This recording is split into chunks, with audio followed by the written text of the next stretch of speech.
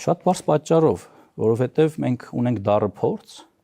նույն 44 օրյա պատերազմից, երբ մարդիկ տարիներով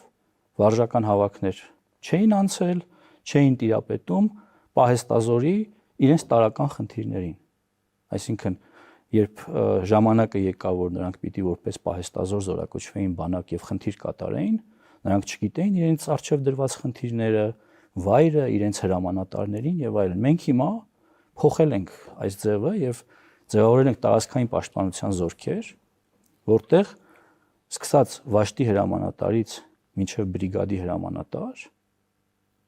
գործող պաշտոնյաներ են։ Վարժական հավաքի քաղաքացիները երբ գալիս են զորակոչվում են 25-օրյա հավաքների, նրանք ճանաչում են իրենց հրամկազմին, հրամկազմն էլ իր հերթին իմանում է